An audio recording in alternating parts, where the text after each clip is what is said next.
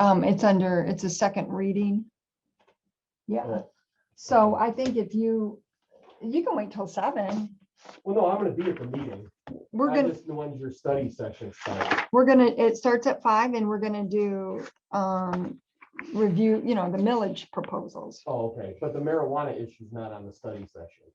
Or are Well, we gonna discuss we'll that? review the agenda, Okay, and second reading is the first thing under old business. So I think I won't worry about it. I mean, I'll be back here as soon as I can. I just gotta get the kids. Take your home, time, get yeah. the bag.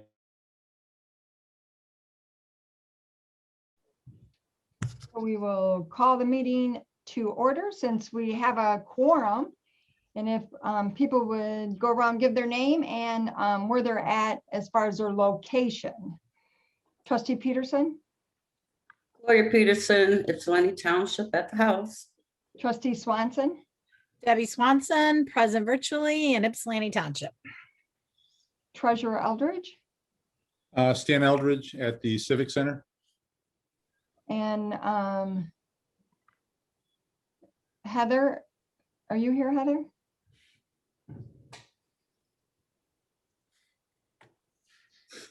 Hi, I'm Brenda, sorry. it's Lisa. I'm Heather's good. here. She's just away from the computer right now. She'll be there in a second. Sorry about that. That's okay. Here, in Ypsilanti Township. Okay. The first item on our work session agenda is going to be the recommendation of township millage levies for police, fire, environmental services, and the BSR2, and for the August 2021 election. Trustee Newman, can you state your name and that you're present in Ypsi Township?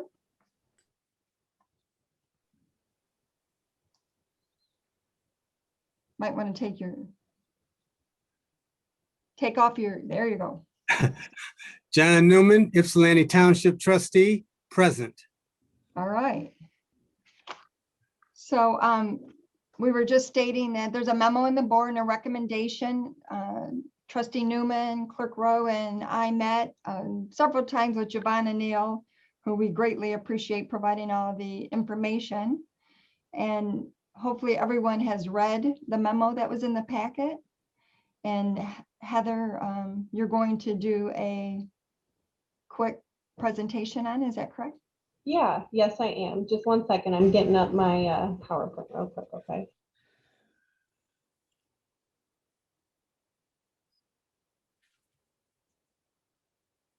I'm sorry, for full transparency, I'm having a little family emergency with my mom, but Well, do you need a minute? no, I'm okay. So here we go.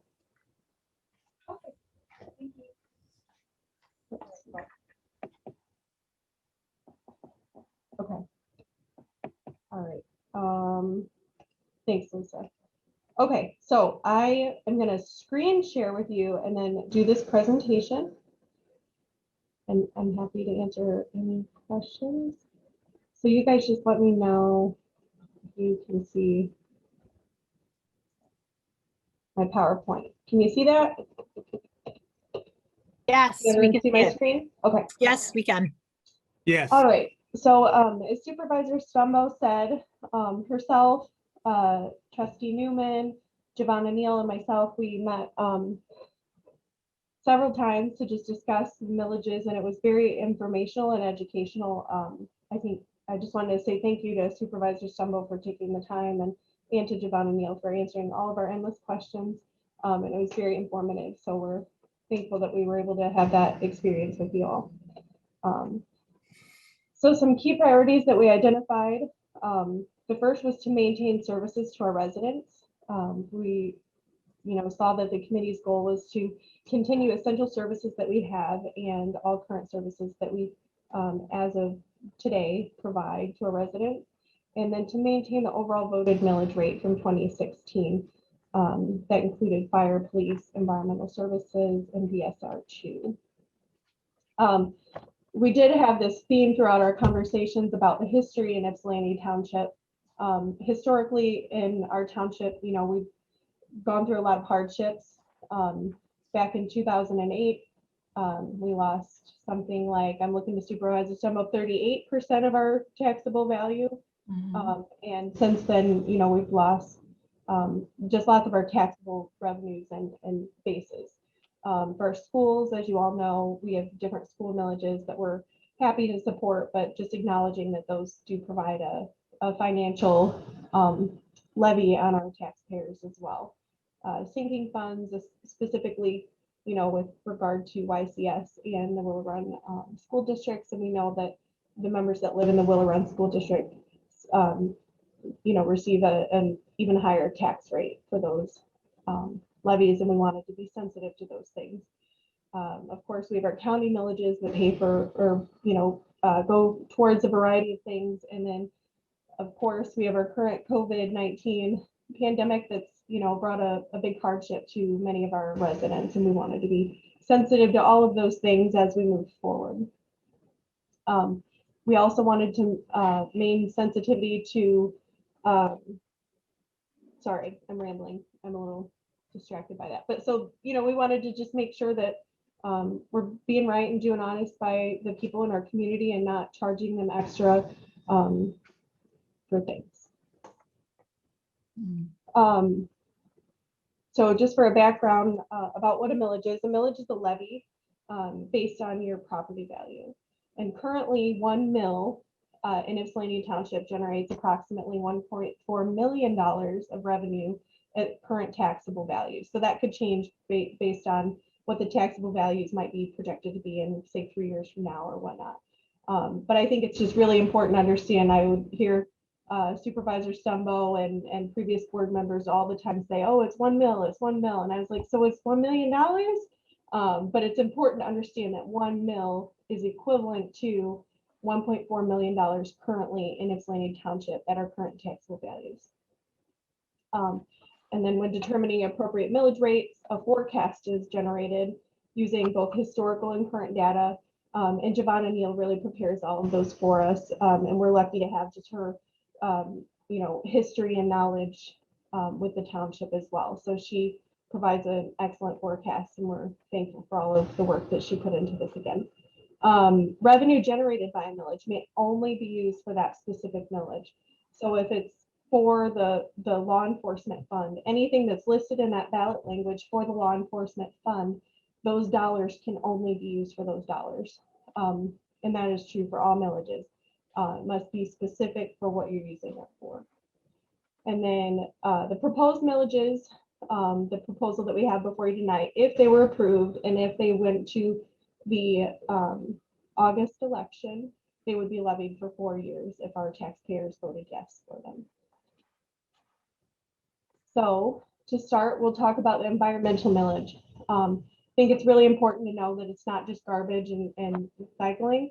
I learned a lot about that by reading the prior language, but it's garbage, refuse collection, recycling, composting, disposal of soil waste, energy conservation, alternative energy, water quality, and environmental protection. So it's much more than just trash and recycling. And we had discussion over the increases in costs for all the services. As you know, just recently we negotiated a new waste management contract, and the costs for all of the services increased. So it wasn't just, recycling or garbage. The costs across the board increased, which I don't think was necessarily unexpected. However, we don't get a whole lot of say in what they charge us. So Heather? yeah, go ahead, If Brenda. I could please acknowledge that Trustee Wilson, could Oh, you, thank you. I just want to, Hello, how are you? good, if you just say, Jimmy Wilson, located in Ypsilanti Township. thank you, Jimmy. I'm sorry, Heather. That's okay, thank you. Also acknowledging, and this is actually something that I feel like I knew in the back of my head, but I was just encouraged to learn again and to talk about again how Ypsilanti Township really has been a leader in our county, and we're the first municipality to have mandatory recycling ordinance. And I think, moving forward, we should just encourage that more. Compliance is our, goal, right? Ypsilanti Township also participates in the Washoe Regional Recycling Management Authority. or also known as WRRNA. And so thinking about recycling on a countywide level, you know, we're a really big player in that. And so it was important to us to maintain our connection there and to maintain our commitment with the county as a part of our recycling plan as of now. We did have a conversation, Supervisor Summo, myself, we had a conversation with Evan Pratt and Theo Ergemont from the county about recycled materials and ways to improve our recycled materials. So we're going to be working with them in the near future. However, at the meeting, you know, we said, well, we, you know, have these millages that are expiring. And so we do want to continue to work on improving our product. But, you know, so just, I wanted to share that with you guys. And I think that we thought it was important to just know that there are areas to improve our recycling as it currently stands. Important to refresh our interest. I think we talked about that education for recycling and what you can recycle. Taking a deep dive into this, it just helped, it opened my eyes to learn a lot about what can be recycled and can't be recycled. I think that's kind of, you know, almost, it's just a funny thing as a board member, you'd think that I would like have remembered the recycling handbook in my head, but that's not true and not fair to believe of anyone. And so as we're going through this, I would ask my neighbors, like, do you rinse out your spaghetti jars before you recycle them? And so anyways, you need to do that, by the way. But I think that it was just a good point that there's a lot of space for education still around recycling. There is talk or discussion about a possible future Eastern Washtenaw Recycle Center. So we'll keep you updated on any of that as we hear conversations about them occur. And then all of that conversation led us to a proposed millage rate of 2.4050. And I did include the forecasts with your board packet, so you guys should see that in there. Again, it's a forecast. At the end of it, it does tell you like the ending fund balances for each of the years. And then I just want you to keep that in mind. At the end of this PowerPoint, there's like a little chart or a graph, and so hopefully it will bring the big picture together for how we got to that rate. For police services, this fund or this millage actually covers law enforcement services, community policing, neighborhood watch services, and ordinance enforcement. There was discussion over safety and security of our neighborhoods and how that's a priority, has been and probably always will be. We care about our neighborhoods and our communities here. We talked a little bit about police service unit fluctuation, and just to break that down a little bit, police service unit has become something since as a trustee, I've started to say, oh, that's our PSU number, but no one knows what that means. And so a police service unit is actually this algorithm that determines how many deputies we get to sergeants. And in our contract with the law enforcement, there's, you know, we pay per police service unit. And back in 2018, our board actually voted to increase that number. But, you know, after reviewing the last couple of years, we've noticed that what we increased it to has never been met by no fault of anyone in particular. There's just a national challenge with fulfilling police officer roles. As you can imagine, it's just a tough job to do and want to do right now. And so it's not just in our county or in our township that it's a difficult, you know, difficult to maintain and accept good officers. And so in reviewing how many police service units we've been able to obtain, you know, we've talked about that and what we realistically get. And so with our proposed millage rate, we will not have a decrease in our contracted deputies. So I think that's just really important to point out. We do have an extremely healthy fund balance, and a little bit of that comes from, again, you know, budgeting for an increased number of deputies to be out and not receiving them, but still having that extra little cushion that's kind of just been put back into the piggy bank every year. So we do have a healthy fund balance, and we will continue to have a healthy fund balance, even with our proposed millage rate of 5.7. So if you look at your forecast, hopefully you guys were able to see that too. We want to maintain safety, and we care about our police services in our community. For fire protection, this millage covers fire protection, prevention, rescue services, and equipment reserves. We had again a discussion over the services, the revenues, the expenditures that we've seen over the last couple of years. And we believe that a proposed millage rate of 3.125 would be still appropriate for fire. And then BSR2, we get, I think we start talking about BSR2, like that's all I ever call it. But then when I started, working on the millage committee, I learned that it covers recreation, park facilities, bike paths, repair sidewalks, road, and general operating purposes for our recreation and parks. And so I think it's important to know that it covers all of those things because those are really big community enriching things that we do. So again, we had discussion of services, revenues, expenditures. We talked about capital projects a little bit, and that's mostly what's reflected in your forecast there. This one's a little bit more difficult, I think, to forecast out just because the majority of it goes to capital projects. And so the proposed millage rate for that, again, will be 1.0059.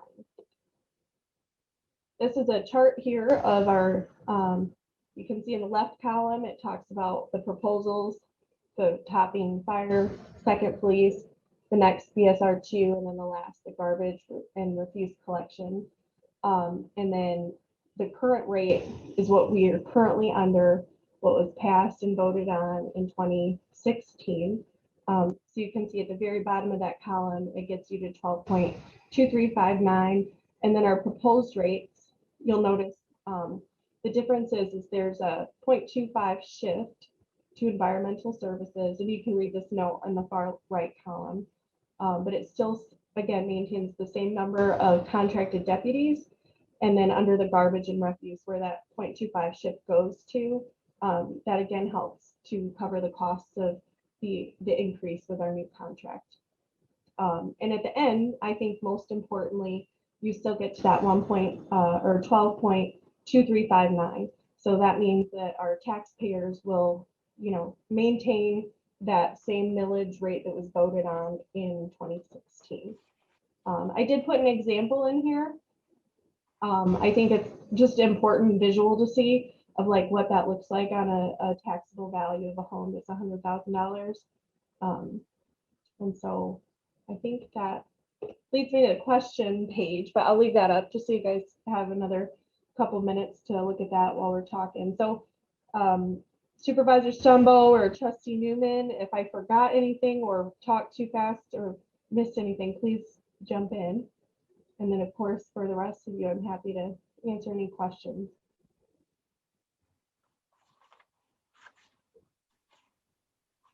I'm actually going to just exit my screen so I can see you because I have to see you. Are there questions from the board members?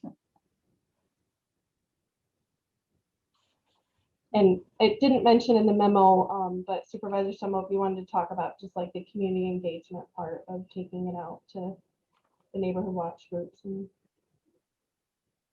stuff. Yeah, so our millages expire and if we have to have an election. So we're requesting that we do it in August.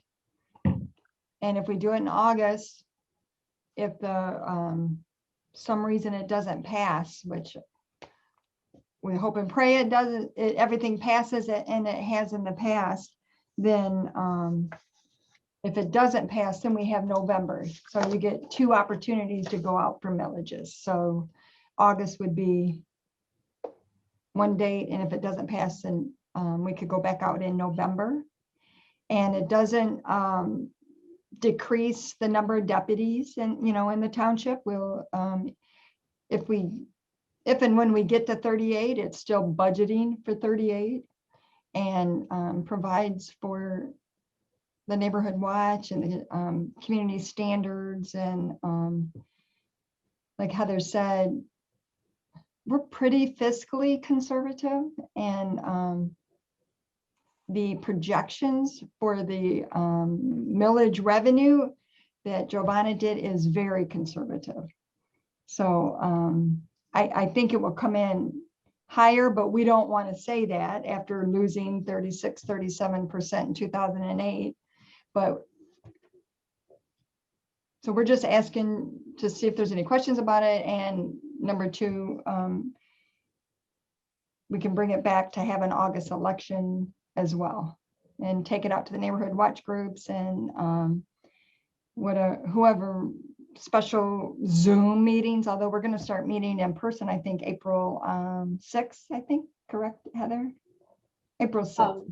We actually just got a thing from the county that I sent over to you, so possibly, but we'll keep you posted. And then I just wanted to add that this will come back before the board. I didn't say that in the presentation.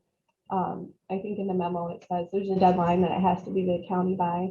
And so we would hopefully be talking about it at the April 6th board meeting. And then if not, the April 20th would also be fine for the timeline. I see. I'd like to, are there any board members questions first, just so we can, I think Trustee Peterson. there's one panelist. Okay, Gloria. Yes, Madam Chair. I guess what I want to know, and I think this has happened in the past, that you either post the proposal prior to the election. Is that correct, to the residents? Or is that not correct? How would they know? Do you give them a perception? Do you give them idea of what the proposal is going to be? Yeah, in the past, we've actually done mailers to Okay. let them know there's an election coming up, a township election That's what I regarding thought. our Right. services, yeah. So we've done a mailer before, and then we've always talked about it, you know, at neighborhood watch groups and whatnot, and we could do a special work session on it, but it's really not that much different, you know, Right. in what we've had in the past. So, but we'll do outreach as much as we can, and then, of course, we have all the permanent absentees, and how many are there? 20,000 or so? 18,000 as of Mhm. recently. So they'll be notified of the election, which is good, because a lot of times that wasn't the case. And special, to me, it's not a special election because we always have elections in August and November, but just to make sure people are aware of it and informed on it.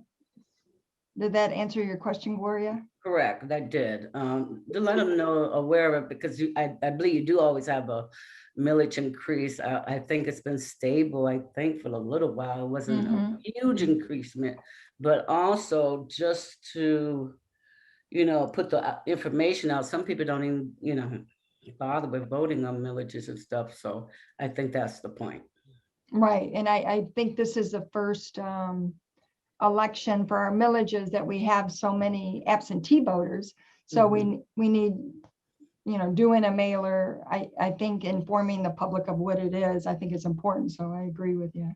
Thank you. You're welcome. Debbie? I think Jimmy had his hand first, so I'll Oh, did he? defer to Trustee Wilson, and then I'll go after. He may have. Well, thanks, Trustee Swanson. I just wanted to know, was there anything else so far that we see that's going to be on the August ballot? Or is this actually going to be the only thing in Ypsi Township on the August ballot as of now? As far as I know, Jimmy, and I've talked with the county, I think this is the only thing that's expected to be on this ballot. Okay, I thank you. did read an article that Belleville schools might have something on there, but they haven't notified us, the clerk's office yet. The deadline is when, Heather? April 26th? 26th. Oh, hold on, that's March. April 27th by 5 p.m. No later than 5 p.m. But we're sending it in earlier, okay? Because I don't want to wait. Debbie? Jimmy, does that answer your question, hon? Yeah, thank you. Or, sir, I'm sorry, sir. Debbie? So the first thing I want to say is thank you to the committee for bringing this together. I appreciate a few things. I appreciate that you tried to keep the millage rate the same by making some adjustments. So I appreciate the work that went into that. I appreciate the attention to like the amount of services, and I appreciate the idea of just making sure that it's like the Willow Run properties, the old Willow Run property school district. I just appreciate the thought that went into it, looking and caring for the residents. What I'm wondering is how, I can imagine that the police millage would be an area where residents will have some questions, because there are some feelings about policing and shifting some of the ways we do policing. So I would like us to do the work session or the talking points, or to figure out what the messaging on that would be and how we're thinking about it. I know the sheriff's office is working towards doing things differently, listening to some of the things that they've shared at the county commission meetings. And so I want to know how our millage interfaces with the changes and the way they're doing some of the things at the county, like in the sheriff's office, so that when we communicate with residents, we kind of know what's happening. So like there's some partnerships with the prosecutor's office and what that looks like for our residents as changes are happening at the county level. So I would hope that we would have some idea about what that looks like, what it means at Ypsi Township when we're connected to the sheriff's contract, and how that plays out, if that makes sense. So they're trying some different things. They're trying to differentiate between resident, like people who are involved with the police that might need something that's more aligned with mental health than it would be with maybe the traditional way of policing. And so I would just encourage us as a board to understand those changes and then what that means for our residents with our police village. How it So connect, what the connection is.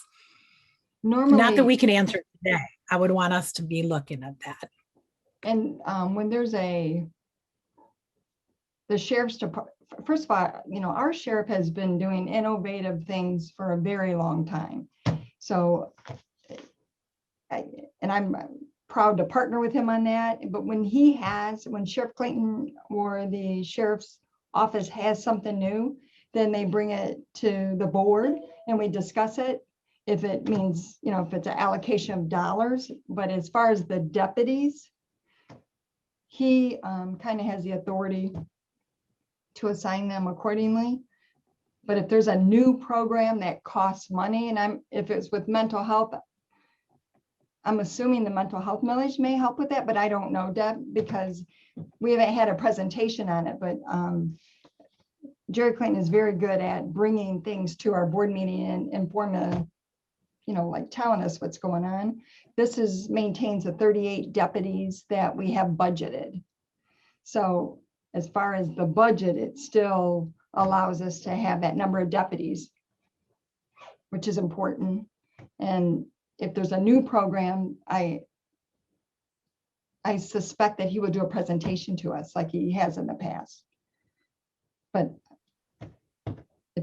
once I learn about it, I can share it, but he'll come and say what he's doing. He's done a lot of innovative programs that we don't necessarily vote on because he does it as the sheriff. But as far as our 38 deputies, that's what we contract for, is for deputies. Is that? So it's not so much a question as just, I want us to be informed as to what the contract does. So when members have concerns or they have questions about that we as a trust, like we have a feeling about what we're getting for the services. We're getting 38 deputies, but we're also part of that county contract would be, I mean, at this point, I don't want to speak because I don't know how we work it, but as they try innovative things, I'm guessing that us contracting with the county, that we're a part of that. And that's part of what we receive on behalf of our not behalf of our students, behalf of our residents. So I'm not really thinking it's something we can answer right now. I'm just thinking as we go out and we ask residents to support a millage that includes policing, I think we would want to be able to have some knowledge of what that looks like, because there are going to be residents who are concerned about policing in Ypsi Township in various ways. I don't want to speak for what those reasons might be, but I would want us to be learning about that as we ask them for an increase in a millage. Or not an increase, renewal of a millage. Okay. And can I just add, Supervisor Stumbo, just one thing, Debbie, and to everyone, I learned this I just learned this like in the last couple weeks, but when the legislature changed, so we shouldn't use the term renewal because it's not a true renewal. And so anyways, it's like a super technical thing, and I don't, to be honest, until very recently, I was like, what do you mean, what's the difference? But and we shouldn't use the term renewal. We're just bidding out and we're, taking millages to vote. So, and I agree, what's- and I What's thank the you, Debbie, proper also for being- terminology? Sorry. we're having a millage vote. We're voting on a millage. It's not increasing. But I wanted to thank Trustee Swanson. I know that you and Supervisor Stumble were on the meeting last night where we got to listen to the prosecutor and his assistant prosecutor talk. And I thought that was very interesting to listen to. So when Sheriff Clayton has anything new, I'm sure he'll come to our board and explain it, but I don't know what that is, Debbie, and I don't know. I'm sorry, I don't know, but we can always invite him to come and explain it, to us. Is it, are there any questions on the board, any other questions of the board members? And then I'll go out to the attendees. No? Okay. Joanne? Hello, yes, Joanne McCullum from the New Westwell Neighborhood Association. I appreciate this discussion on the millage. And I understand that there's going to be a mailing of the millage, hopefully, to let people know. Right now, with the pandemic and all what's happened, financially, people are probably stretched more than they've ever been stretched. And so I'm just hoping that the way the millage will be presented, it will be presented in a way to let people know that it is well worth to vote yes for, because people are really looking at every penny they have right now. Mm-hmm. And so thank you very much. Thank you, Joanne.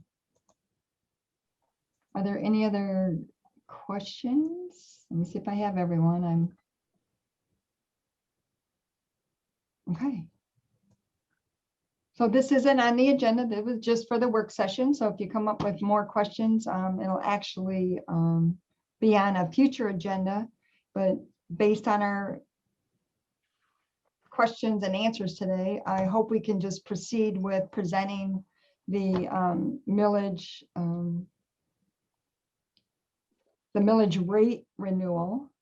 It's a millage rate renewal is the term we have to use. They changed the law a long time ago. You can't use the word renewal. They're always making it hard. But we can put an explanation under each ballot language.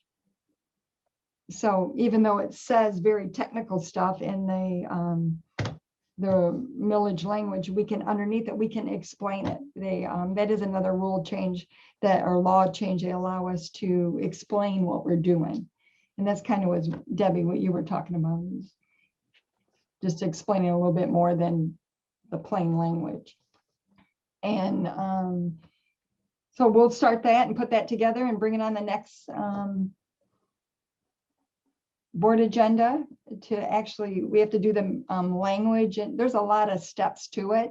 And if it's all right with the board members and with the board members' assistants too, we can take it out to the neighborhood watch groups and work on a mailer and do all that and bring it back to, we have to do it by April 27th. So it's moving pretty quick, but there was a lot of time and effort. I really want to thank Giovanna and Trustee Newman and Clerk Rowe, because it was like a lesson. There was quite a few hours put in just to explain how we arrive at where we're at. And I just appreciate their willingness to help with this too. Stan was in one meeting, but we realized we couldn't have 4, but he has been informed and the whole time on it. So, we don't want to violate the Open Meetings Act. So we can only have 3 board members at a committee meeting. So, that's where we're at, and we'll proceed with this, and thank you for your time, and any more questions will be on the next agenda as well. With that said, we'll go on to the agenda review. Is that all right with everyone? All right. We have the consent agenda, statements and checks, and the treasurer's report. Okay, any comments? No? Attorney's report, Mr. Winters? I can wait till you get through your regular agenda. Okay. Under old business, we have the second reading of resolution 2021-11, proposed ordinance 2021-495, which is an ordinance to amend the extending the period of prohibiting recreational marijuana establishment in Ypsilanti Township as provided by the marijuana ballot initiative of 2018 for 1 year due to COVID. There's a question. Whose hands up? I have my hand up. I'm so sorry. Did I do that? This is a second reading. On this, are there questions or comment? It's expiring.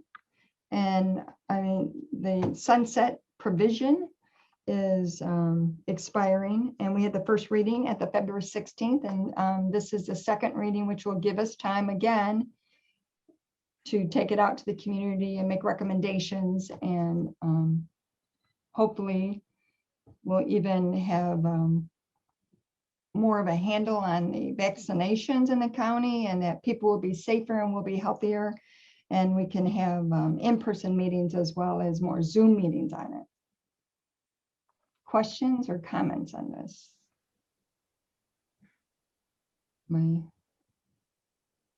Debbie? So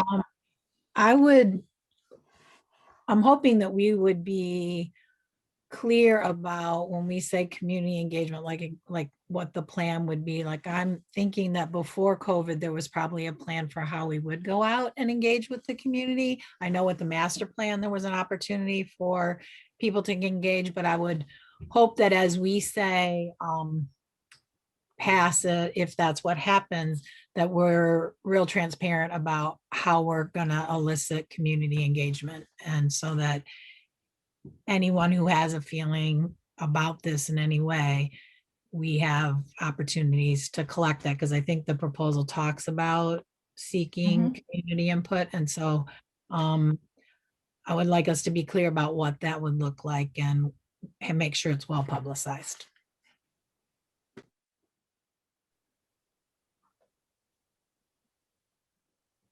Once we have nothing right now to share with everyone, but once this is extended, then we can put that together. And you're right, we had extensive community engagement for the master plan. And that wasn't too long ago.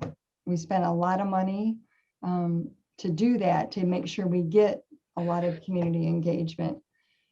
That issue did not come up as a requested use, but this gives us an opportunity to just take it out as a standalone. And we normally do neighborhood watch. That's how we, it's one way to do it. And then we can even call special work sessions. I hope it's not by Zoom, but if it is, it is. I would much rather have in-person discussion and looking at people and talking to them, and so hopefully that's how we'll be able to do it, Debbie. But as far as transparent, yeah, I think our whole board is very transparent about what we do and how we do it. We just don't have the plan right now. So the first thing is to bring it to the board members, then we take it out to the community. There's so many different categories and whatnot, so. And I know, Jimmy, you offered to be on a committee, and Debbie, you can too, if you want, to help organize those. If you guys, if you would like, and then that would help. If I know, Jimmy, you already offered to do that. Yeah, I did. And I think Trustee Swanson was on another Zoom kind of informational session with me regarding this topic, and so she may be interested. But any board member that be interested, I mean, I guess no more than 3 total, Yes. right? But yes. Okay. And we could do that kind of like we did the millage committee, just had people helping, gathering the information and bringing it back and working with the planners and the attorney and putting a time frame together. I mean, I think I appreciate that. Trustee Peterson?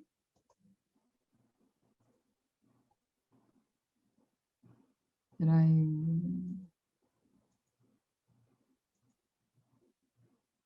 Trustee Peterson, can you? I'm sorry, Madam Chair, I'm gonna take my hand down. Question was kind of answered. Okay, all right. Any other question? Yeah, Madam Chair. Trustee Wilson? I don't have I'm trying to pull up the packet. And is the sunset still 1-year extension? Yes, but it Okay. doesn't have to take a year, but that's the time frame on it. Right. Yeah, I think a lot of the residences have concerns that we're going to prolong this again for another year. So I just would encourage the board as a whole to make sure we get this done, sooner than later. There is potential for revitalization of a lot of different areas in the township with increased revenue from that type of business. So I don't want the residents to think we're going to keep pushing the goal line back. So I kind of have concern over 1 year, but I know we've already read the ordinance once. I don't know if we're able to change it to a 6-month on the second reading, but. Well, you'll be leading it, so you'll be part of making it happen. You and Debbie can help make that happen, Jimmy. How's that? I mean, that's fair, right? I don't think it's anyone's goal to drag anything out, and I swear we didn't plan on a pandemic. I Oh, swear. yes, right. Of And course not. so I think that, with you and Debbie helping to lead the community engagement, then you'll see, and you'll have the opportunity, right? To tell people if it is taking longer, why it's taking longer, if it is taking longer, I don't. So you can at least answer those directly and say, this is what we're doing. It's not the intent to do that at all. And we know that. And I am, first of all, thankful for you to bring it forward. And I really do appreciate that as a trustee. I mean, you saw something that I completely forgot about. So I think I appreciate it greatly. And I think we'll be transparent and we'll be inclusive, and Ypsilanti Township can move pretty quick when we get the opportunity. I think anyways, historically. Are there any other questions or comments? Mr. Winters, do you have anything to say? Heather, your hand was raised. Yeah, I'm okay. Thank you, Supervisor Stumbo. Okay. Okay. The next item is requests of property owners Mark and Linda Gerard to terminate the PA farmland development rights agreement for the 57 acres located at 7200 and 7300 Button Road. I know that. Oh, sorry. Clerk Rowe, did you want to say something? Yeah, I was just going to speak to the agenda item if you'd like. Okay, you can. Yeah. So I did want to just inform everyone that I did invite the property owners, or gave them the Zoom to be on tonight. And this is, if you read the memo, it's been going on since back in early December. And so thankful for Attorney Winters for his guidance over this issue, because it was kind of an interesting thing. But I think the history was laid out. They originally had something called a Public Act 116 agreement that expired. And then they entered into another similar agreement that we were not signatories to, but through the state. There's, one of three options that's listed out in the memo for tonight. We can either approve their termination, we can deny it, or we can waive our rights with the state to have comment to it. So if anyone has questions about that particular item, I'm happy to answer them.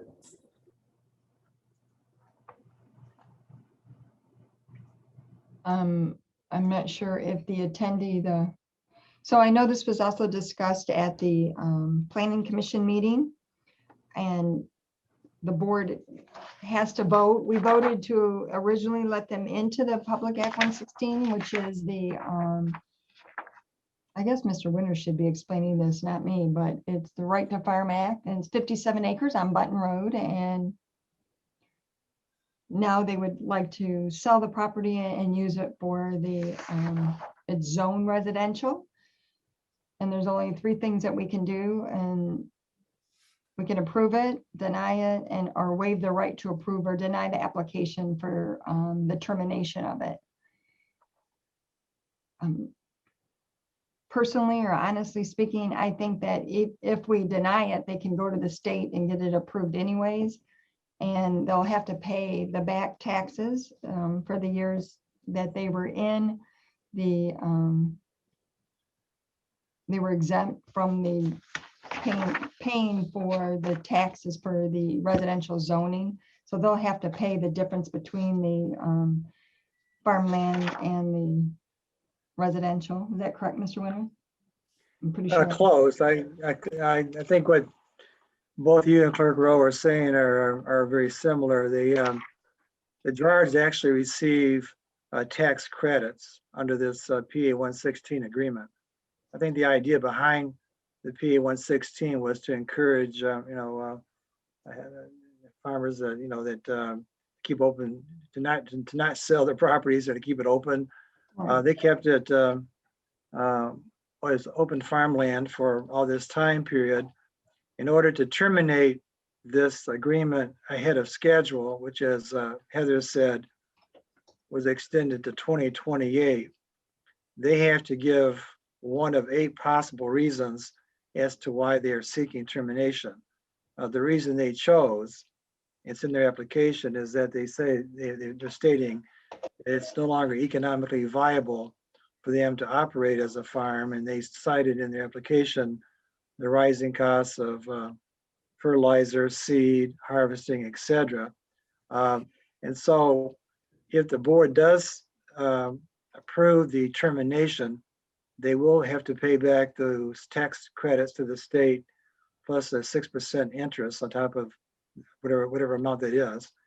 And however, they've also made clear what their intentions are with the property. They intend to sell it to a developer for instead of growing cantaloupes, I guess they'll be growing condos. So that's what it appears that's going to be happening here. But at the same time, they kept it in that agreement for all that time period, and so now they're asking to terminate it and be released from it. And there's a financial consequence to them for that to occur. And we don't see these very often anymore. And this is probably the one back in 2009 was probably we may have done one in 2013, but we don't have very many of these out there because unfortunately a great deal of our farmland has been developed or under contract.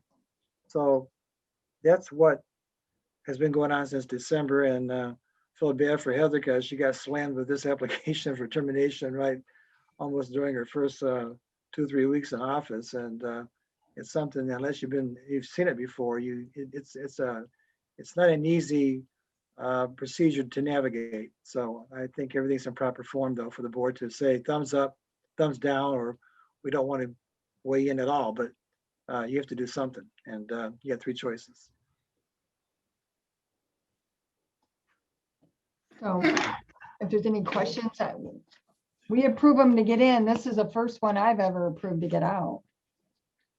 Or if that's what we do, I would recommend that we approve it because I do think it's going to get approved anyways. So I have one question. I know that I attended the planning commission meeting when they were talking about this. Did the planning commission also respond? Because I thought part of that meeting, they, like Heather, you might know this, they had, I don't know, did they plan to give a response also? I think they put something in a packet, I thought, maybe not, I don't know. Okay, because I know that they had a really good, they had a really good discussion about it.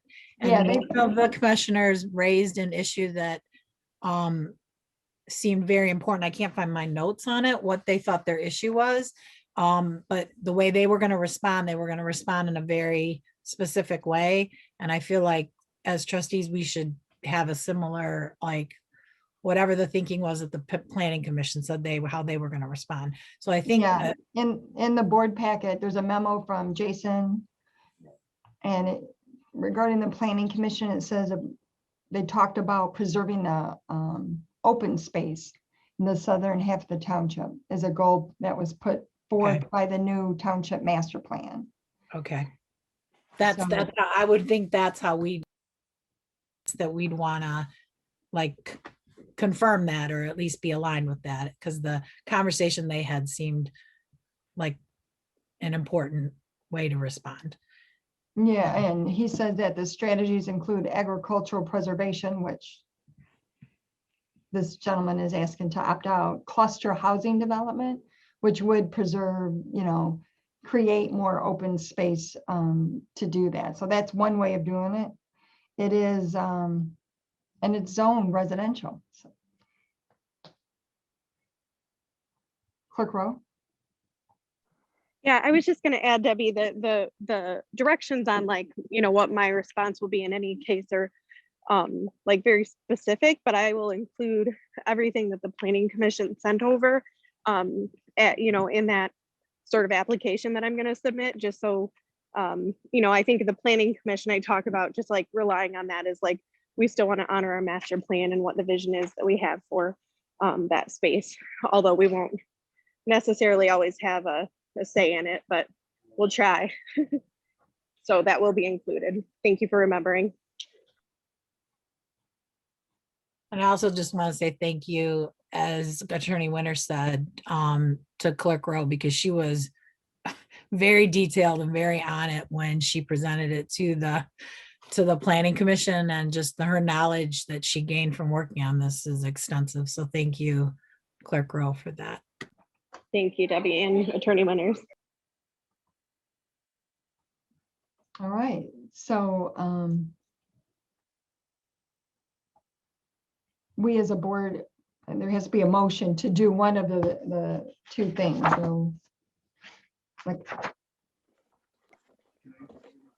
we have to approve the application or deny the application, or waive the right to approve or deny the application. Those are the three choices that we have as outlined in the letter in the board packet. So Supervisor Stumbo. yes. I would be comfortable tonight making a motion to approve their request as outlined in the packet.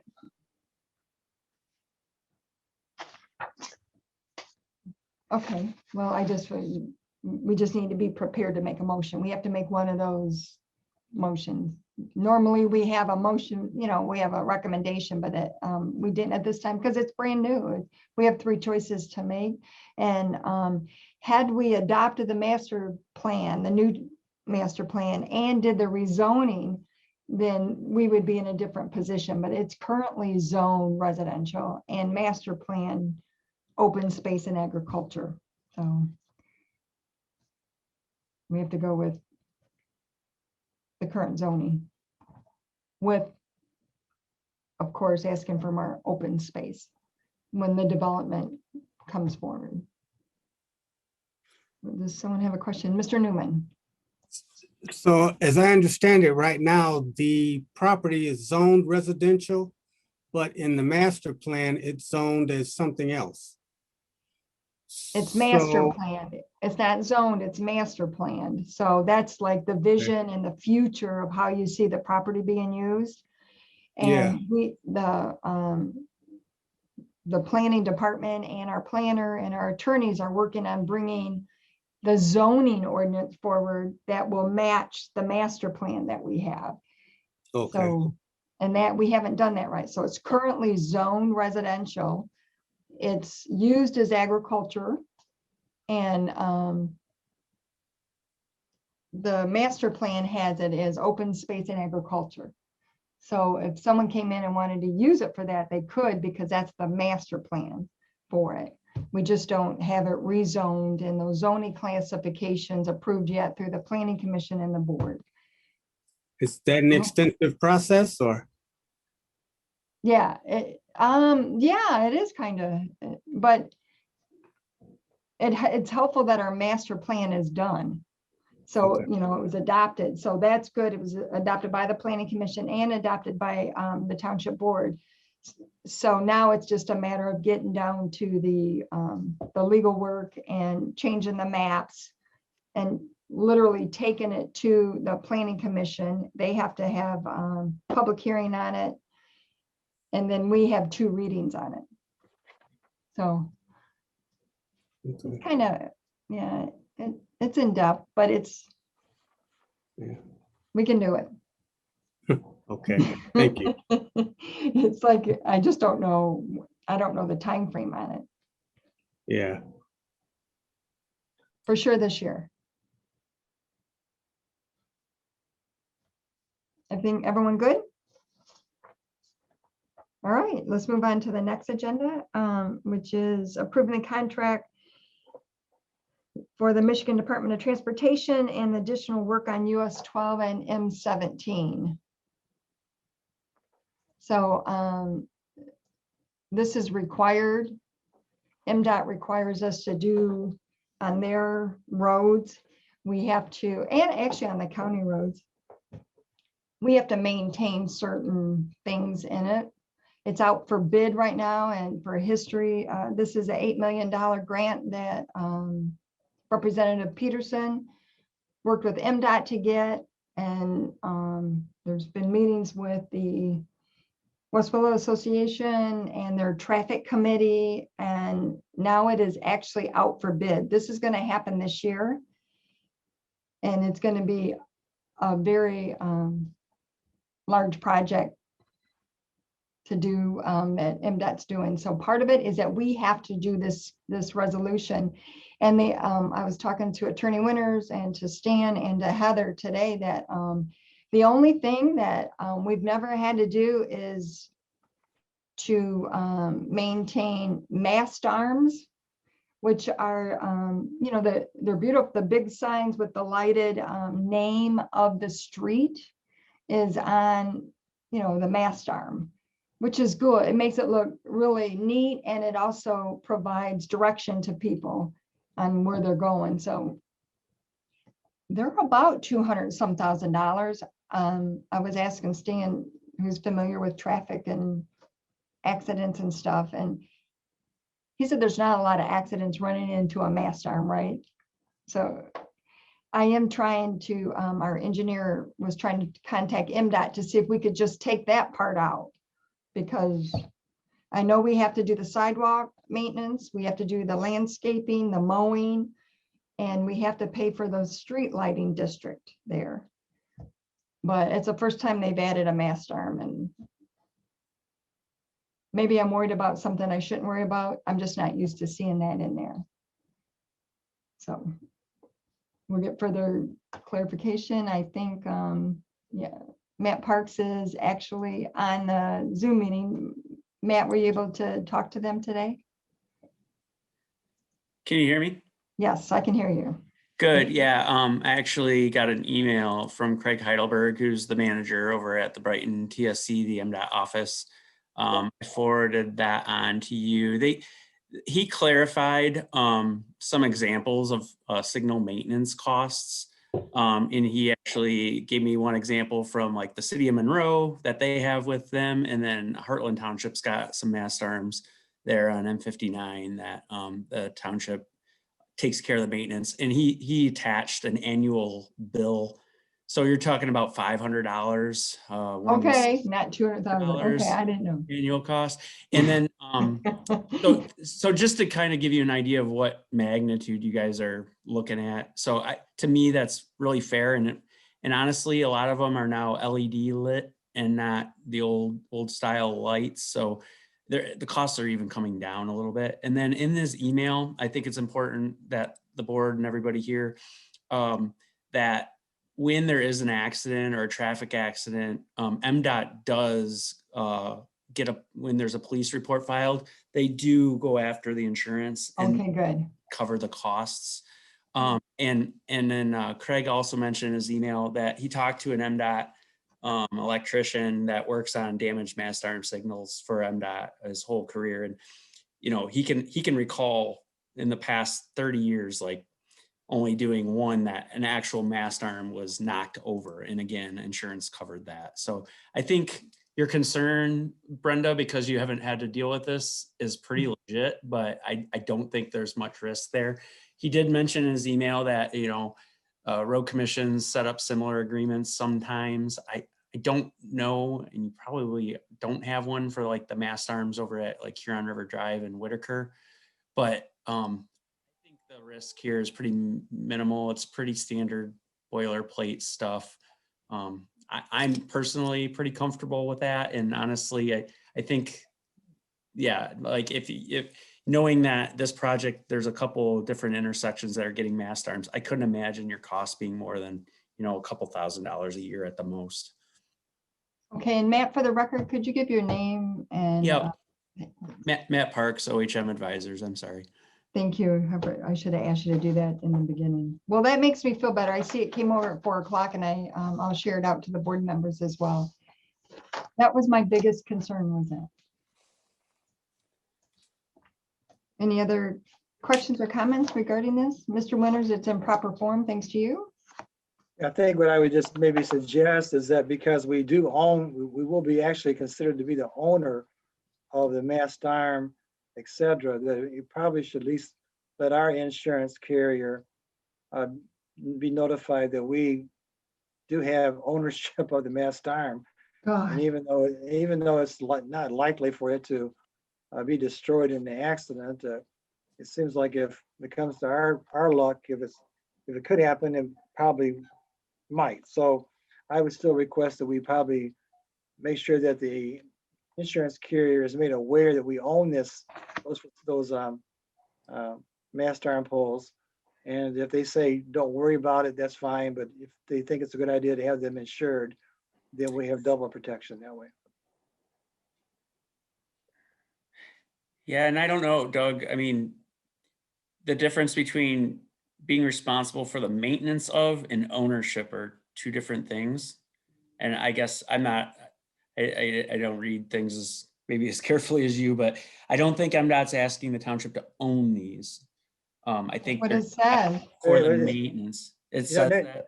It's very clear that the maintenance includes we own these and that the repair and replacement of all traffic signal mast arm poles. So it's not just maintenance, it's actually making us responsible for replacing it if for some reason they got struck by a truck and was knocked down. The likelihood may be very, very, remote, but when they do use the word replacement, that means something more than just the $500 annual maintenance. And given that, I agree with you. And I think MDOT would be very much in assistance in helping you capture the claim and whatever. But yeah, then you're right. We've never owned a mast arm. That's all I'm saying. Yeah, we've owned streetlights and had to pay for them. We've owned sidewalks and had to pay for them, bike paths, parks, but the mast arm is new. So that's what I love about this job. You learn something new every day. Is there any other questions on this? Okay. All right. Thank you, Matt. You're welcome. The next item is request to approve the 7th Amendment to the Crystal Ponds Master Deed.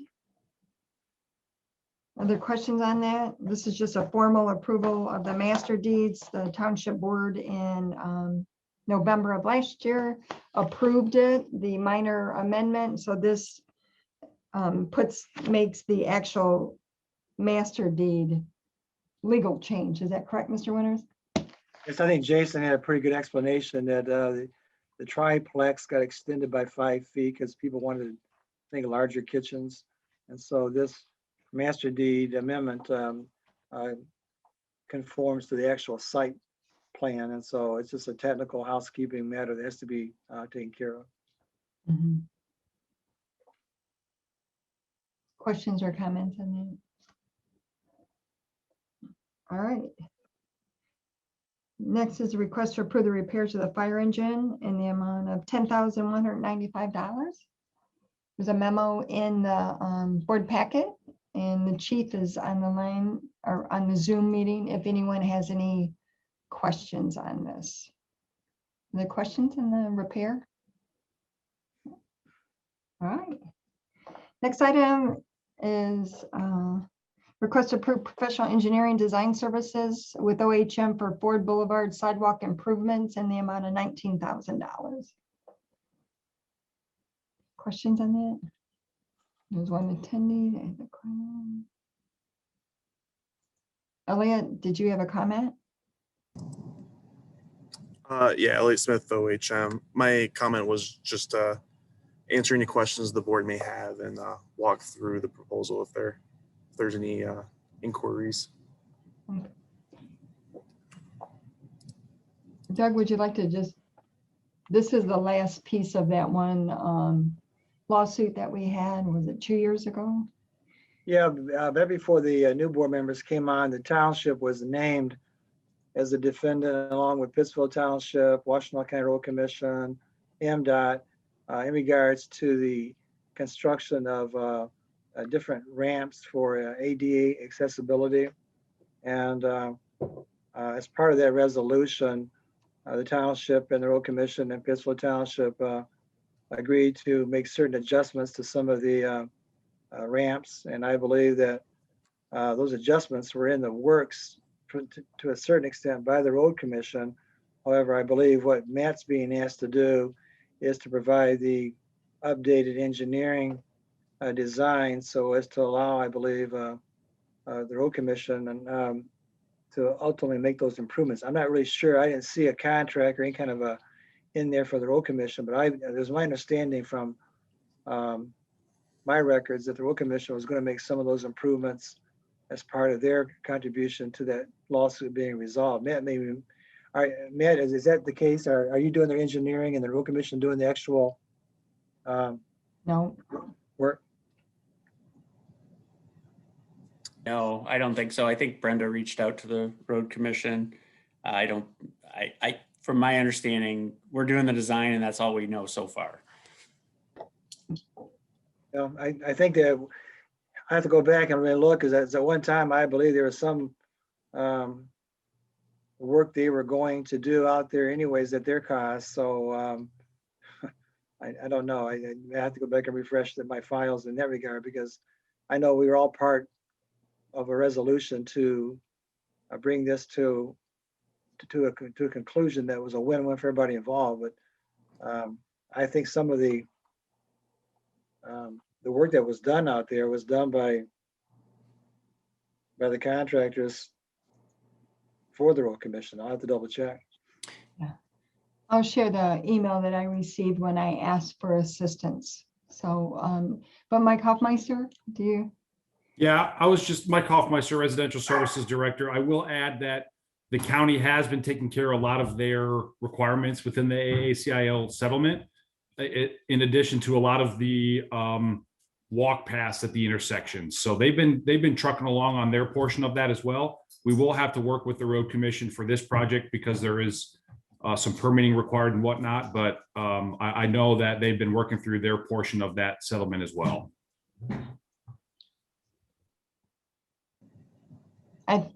I think this is their, because it's their road right away, Mike. And Doug, if you can find anything that says that they will help with this, then be great. I did ask them to assist, and anyways, they said no. So. Well, I'll follow up with Mike and with Matt on this, because I have more questions than I probably have answers at the moment then, because I have the agreement. I'll go through it with them, make sure we're on the same page. So this will do this is the last part, I think, of everything that was identified in the township that we need to take care of. This is the last thing on that list for the township. And we'll do the engineering and bring it back. And that would be great if we could get some assistance, because it's $90,000 to do this, estimated, right? Yeah, the preliminary engineer's estimate was about $90,000. That's right, Brenda. So this will just do the engineering. It'll be ready to go, and maybe we'll get some assistance from them. Maybe from the county millage.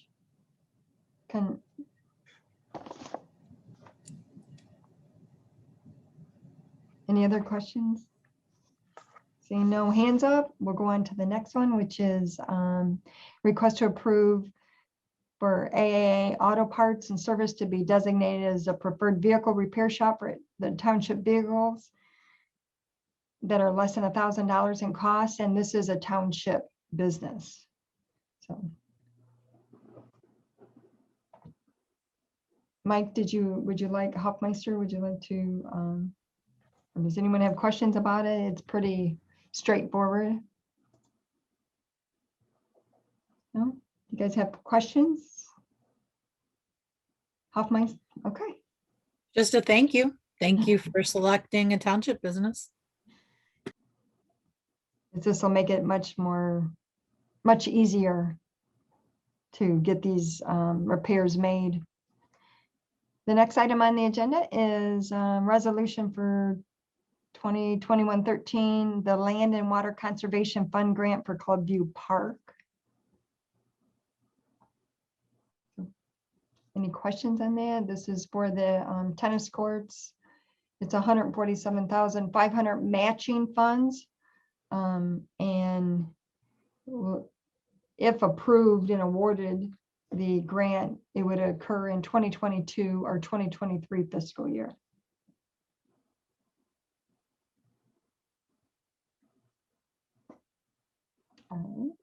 Just another thank you. Thank you to Mike. I know he's been working really hard on a lot of the tennis courts. And I know at one point, the park commission a long time ago was really concerned that we would have to take them out. So I appreciate that Mike has diligently been working on helping us. Mike Hoffmeister, I guess I should say, since we got a couple of Michaels on the line. But thank you a lot for that, because we are keeping amenities in our community, and you've been diligent in helping us not only keep those amenities, improve the amenities, and find even other uses like the pickleball. So thank you for anybody who's been working on that. I appreciate it. The next item on the agenda is authorization for circuit court litigation to abate public nuisances by padlocking, which is 1777 West Michigan, 649 North Ivanhoe, and 1148 Fall River. Michael Radzik is on the Zoom. Good evening, everyone. Good evening. For the new trustees, every time I submit a public nuisance authorization request, I always separate them depending on whether it's for property maintenance or zoning versus padlocking for one of the 7 crime categories that are eligible for this under state law. So this first one tonight is for 3 different cases, all involving padlocking. All 3 of these cases were previously administratively authorized by the 3 full-time elected officials, and these cases have 2 of the 3 have already been filed, and now we're coming to you to confirm and verify the authorization and the funding commitment for them. I'll just give you a brief description of each 3. The first is a multifamily apartment house, and you can see the photos in the memo there.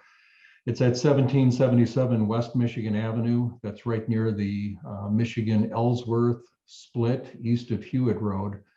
The sheriff's office received several complaints, anonymous tips from citizens, and then there was an overdose that occurred in the parking lot last summer, a heroin overdose.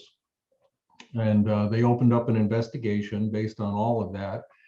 And the investigation lasted the bulk of the fall of last year, During that, they ran a lot of surveillance. They did observe drug transactions, collected a lot of intelligence information about who was doing it, where the narcotics were coming from, and where it was being sold. They actually obtained a search warrant to put a GPS tracker on the main suspect's automobile.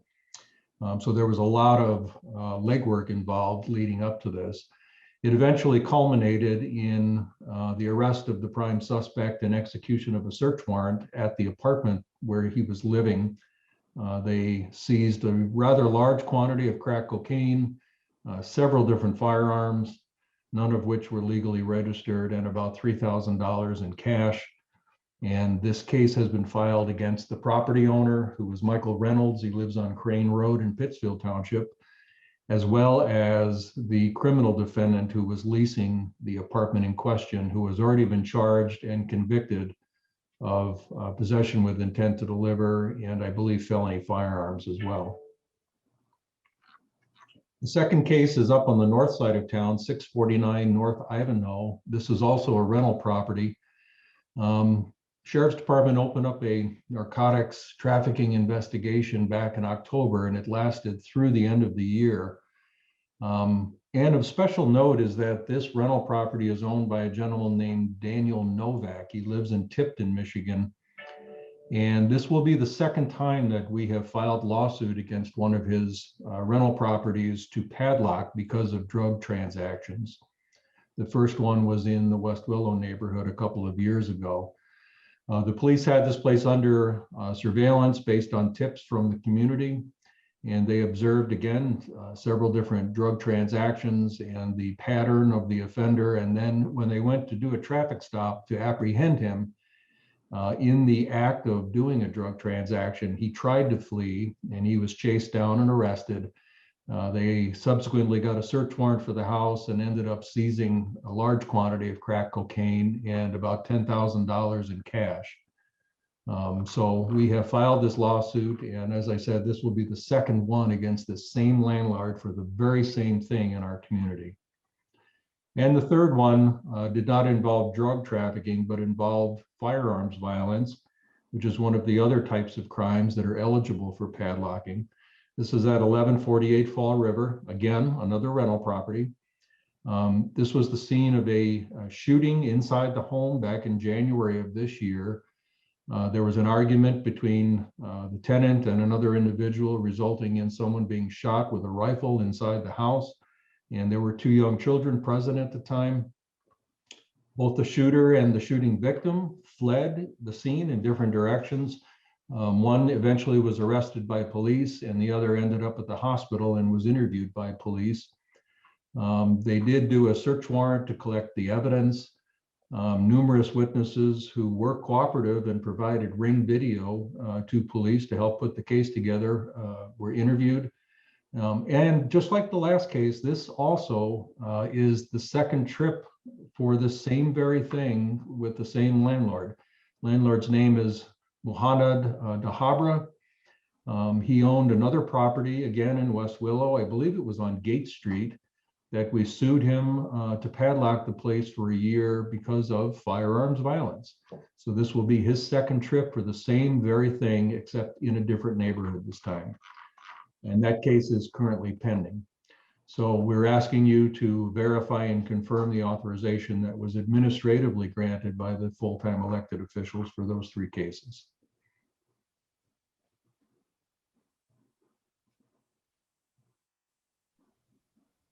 Any questions or comments regarding this? Madam Chair. Yes, Trustee Wilson. Yeah, Mike, being that this was administratively authorized by the three full-timers, was this a situation where there was a time crunch to get this filed in court, that you had to go that route first? That's a really good question, Trustee Wilson. There was not, well, there was somewhat of a time crunch, only because the state law that authorizes us to do this requires that the lawsuit be filed within 90 days of the incident occurring. So the timeline is the incident occurs, the police investigation usually takes a period of time. by the time we get the police reports, and we generally don't get them until after the criminal charges have been authorized, and we have to redact a lot of sensitive information that, if it were revealed to the public when we filed our lawsuit, could potentially harm the integrity of the investigation. And so there is somewhat of a lag there. However, in these types of cases, there is another strategy that we use the administrative authorization for, and that is this. We have had, when we first started doing these, we had a couple of situations where we got these authorized by the Board of Trustees in a public forum, and then the landlord got wind of it early on and sold the property immediately before the lawsuit was filed, which completely defeated the purpose of doing this. And so it was discussed with Mr. Winters and the elected officials, and it was decided that it would be a good strategy in these types of cases to get these administratively authorized and filed and served prior to going public at a board meeting. And so that's why we do them in addition to that 90-day window of opportunity. Okay, thank you. You're welcome. Any other questions? Yeah, I had a question. So I know the property on West Michigan Avenue you said was multiple units. So what happens to individuals who may be tenants but weren't involved in this problem? The only portion of this building that is in play here for padlocking is the actual apartment that this particular drug dealer was living and operating out of. I Okay, believe it's a 6-unit building, so the other 5 units would be unaffected. So Mr. in other Winters? words, that's a good question. In other words, we're not creating any additional harm for innocent third parties. Attorney Winters? Yeah, I just wanted to weigh in on a comment because you have seen, and probably will continue to see letters, and they make reference to the housing implosion in 2008. In fact, Heather made reference to that meltdown this evening in regards to the millage questions. And the reason why I'm bringing that up is what the banks did, especially in Ypsilanti Township, during that time period, created opportunity for a number of speculative investors who scooped up, in many cases, dozens of homes. And Ypsilanti Township, 13 years later, is still paying the price for what the banks did, not only to people that, through no fault of their own, could not make a mortgage payment at 12, 14% interest, but who turned around and sold those properties for $5,000, $8,000, $10,000 a piece. And we continue, and you'll see a pattern here. Each time I send over a letter about one of these type of properties, you'll see more likely than not that they were acquired by that landlord investor in 2008, 2009 for pennies on the dollar. And the only point is right now is that we're now going into the second decade of still having to deal with the policies of the banks being given a bailout back in 2008. And I say that kind of, maybe it sounds kind of aggressive, but at one point in time, Ypsilanti Township had 15 foreclosures per week going on here because of what the banks had done. And at one point in time, Ypsilanti Township had 1/3 of all housing foreclosures that occurred in Washtenaw County. And so a lot of people now are looking at property values going up, and that's a good thing. And we're seeing home ownership and rates being lowered, which is an even better thing. But we're still dealing with the after effects of what happened in 2008. And no matter how much we try to bring this to the attention at the time of a number of state and national leaders, it was all in vain. But we're not the only community that's is still dealing with what happened in 2008. You go around to any major metropolitan area, and you'll see a lot of the similar issues that have impacted those communities because of investors that came in and purchased properties for nickel on the dollar. And this is what many times we have to deal with. And not everybody's a bad landlord. But I'm not saying that, and I'm not trying to paint the too broad, with a stroke here. But I'm just saying that the ones that Mike mentioned, I think the one involving Novak, we even gave him a warning letter. And on a different property, this property, before the law was even passed, that we were aware that his houses were being used as drug houses. And so it really has, I can't put into words, the impact it has upon the neighborhood, the neighbors, goes far beyond just that 6-month or 8-month or 9-month padlock. It really disrupts when you have people coming in all hours of the day and night for 5-minute stops, and disrupts the neighborhood. The property on Michigan Avenue, there was so much drug dealing going on over there in that one apartment over there that the people that lived there had to call tow trucks to have cars towed away because they couldn't even leave their own apartment complex. And I will say right now with Mike and with Denny and all the CAT team members, that's why Brenda was very, very adamant about getting the CAT team back on the streets as soon as possible, because they've been very, very effective. But I can tell you right now that every one of these cases that have gone to court based upon a padlock suit has been, I can't think of any case yet where it's been turned away by the courts, or we've not reached a resolution that's to the benefit of the township and the betterment of the community. But I felt like it's important to at least emphasize to this board that a lot of these problems still emanate from what happened back in 2008. And we're still dealing with the after effects today. Thank you, Mr. Winters. Any other questions or comments? All right. Thank you, Michael. The next item is Michael, and the request for circuit court action for 1636 South Pasadena. Mr. Radzic. Thank you. This is I guess if there is a normal public nuisance request. It's actually for two properties, 505 Holmes Road and 1636 South Pasadena. Just briefly, the first one is a home, and I'd never heard this before, but when I looked it up, it's in the Golden Rule subdivision. I know. It's on that little section of Holmes Road between River Street and Prospect. It was reported to us by the sheriff's office.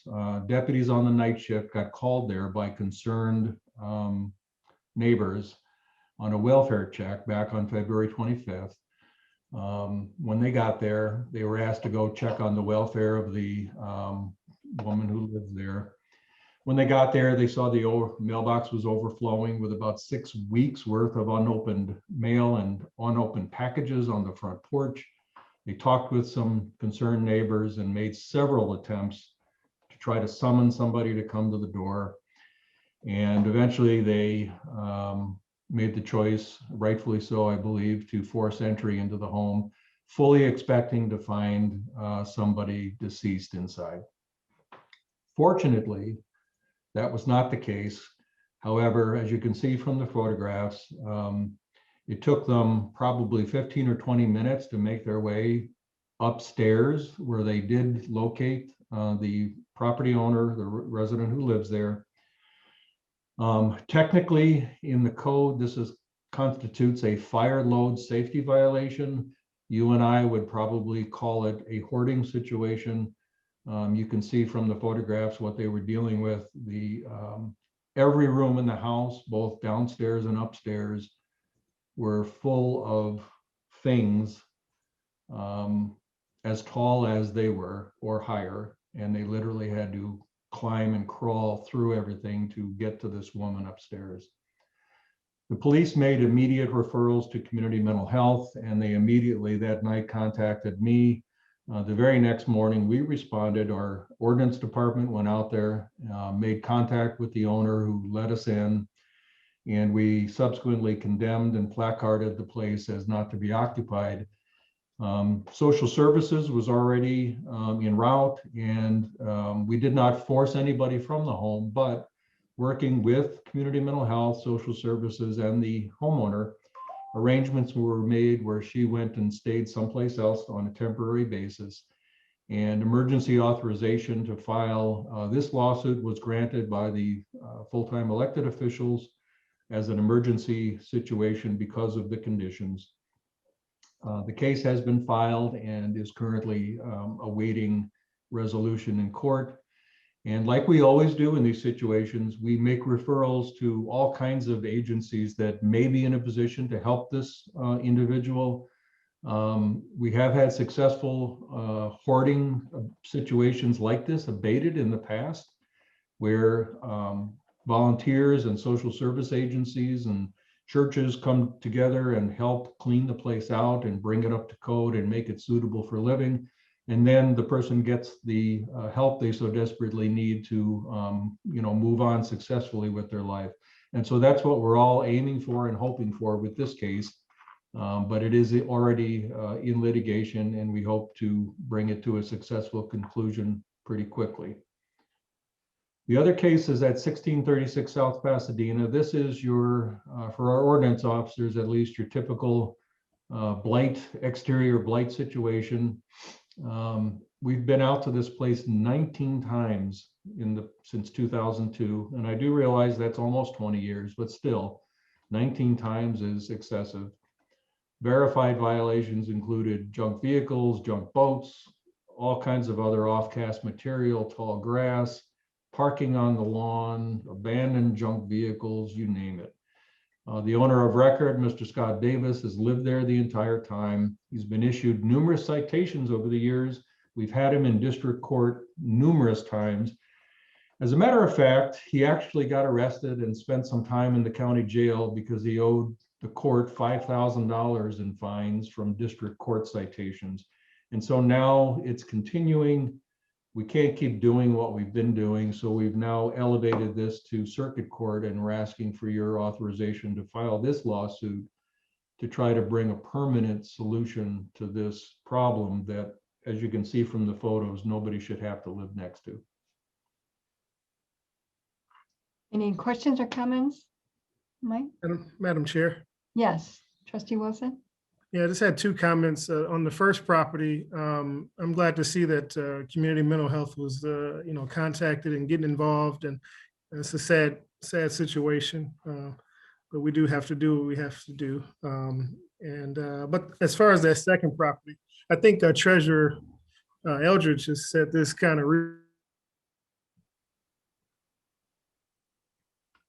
Jimmy, you having a problem with audio? Jimmy's frozen right now.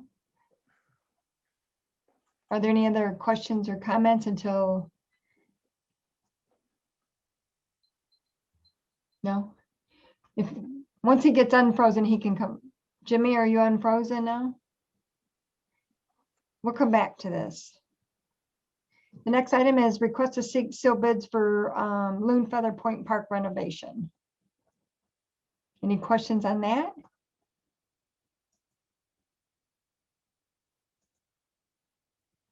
We can do board members update, or I need to take a break soon.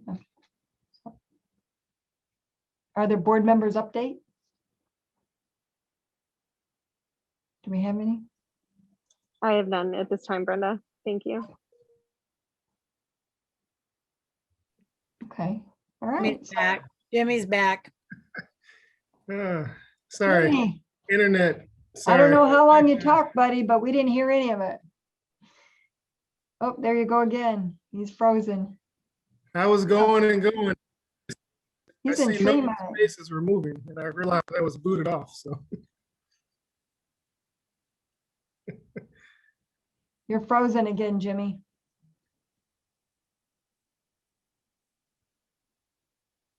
All right, so that's all right. You can continue on. I can hear you, but your face is frozen. Okay, all right, well, Does the board members have anything that they would like to? Mr. Winters, did you want to do your attorney's report now, or do you want to wait until the board meeting? Your pleasure. I'm ready. If you want to take a break, I can do it at 7. You can go now. I have to go to the bathroom. So excuse me, but go ahead. I feel bad if you need to take a break, but I guess all that I was going to really want to talk about for at least a few minutes is what's going on over here at Galt Village. I did send over last night the most recent court order that was entered by Judge Archie Brown on March the 12th. Judge Brown has taken this case over from Judge Schwartz, who retired. The case started in 2016, and that's how long it's been going on. The order that was entered last Friday by Judge Brown is pretty much, in some ways, it's kind of brought to an end what we've been trying to do for 5 years to gain voluntary compliance with the property owner to do the right thing by Galt Village. And by doing the right thing by Galt Village, it was hoping that he would become successful at the same time, not have a negative impact upon the neighborhood. We tried everything we possibly could. At one point in time, the property was in a receivership where the tenants were paying rent to the receiver, who was a court-appointed attorney, Carl Fink. There was a retaining wall built back behind those houses that back up to Galt Village as a result of those receivership funds. But in terms of maintenance, in terms of compliance, be it the fire suppression, be it the replacement of the canopy columns, everything was becoming just an absolute, not just a public nuisance, but it was really an endangerment to the public health and safety of anyone having any reason to go into those 3 remaining establishments. I think right now Mike could probably give you a better description, but I know firsthand the amount of time that Fire Chief Copeland, Fire Marshal Kimball, Bill Elling, Dave Bellers, the amount of time that's been spent in trying to bring this property into compliance. There's no way that I can calculate the amount of effort that's gone into trying to make this property owner be held accountable for not having such an eyesore. I think I mentioned in my letter last night that it's kind of maybe a sad ending in some ways, because many of us remember Galt Village as being a local neighborhood commercial hub back in the 60s and 70s that had many individual owned stores. There was a drugstore back then. I think it might even been called Arbor Drugs. That's how far back it goes. There was a AAA insurance company. There was Kmart. Former clerk Canela Joy Rowe used to always, I used to always tease her because she worked there at as a clerk cashier at the old department store there. I can't remember the name of the diner, but so for a lot of us, it was kind of like the shopping center before you had the super malls of today that also are being challenged by what's been happening with the e-commerce. So right now, the court order does give the remaining 3 businesses 90 days to vacate the remaining structures over there because of the fire suppression, lack of safety measures, etc. The property is currently on the market for sale by Jim Cajonas, who is probably one of the most respected realtors in the area. And whether or not this will lead to a new developer coming in and maybe having a different vision as to what the new Galt Village area would look like remains to be seen. But at some point in time, we've had to ask for this final measure because every time there's a neighborhood watch meeting, there's just question after question after question being asked as to what's going on with Galt Village. And I know that every township board for the last 20, 24 years has dealt with this issue of Galt Village. And to some extent, it also became a victim of the state to some extent when they closed the I-94 exit. When there used to be an entry ramp and an exit ramp there off of Grove Road by the old Ford plant, and there used to be an exit coming off of the expressway that would lead you right into the Galt Village. And when that exit ramps were permanently closed, that kind of set things in motion that would have required some creative adjustment by the new property owners, but instead it just can start a downward spiral where we're at today. But hope does spring eternal, and we've seen what other dilapidated malls have become, what they were later on sold, demolished, redeveloped. Georgetown Mall, the Georgetown kind of over here on, I think it's Packard, is a good example of how they had used some brownfield redevelopment funds to create a new development over there. So I still believe this area is one that could be well served by neighborhood commercial, more modern than what it is today, as well as possibly a mixed use. It does qualify for a number of tax credits because of it being in the designated in the low income moderate area by the state.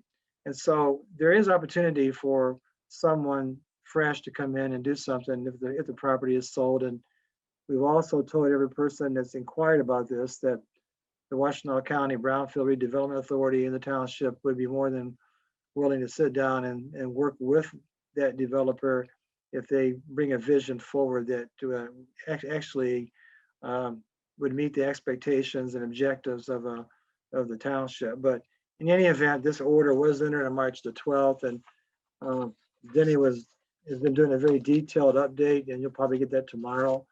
But again, I probably can't say enough good things about Denny, as well as all the staff that I mentioned in my letter, all the people that have been involved in this. But none of this would be possible anyways without the commitment of the township board. And again, it goes back over 24 years at least.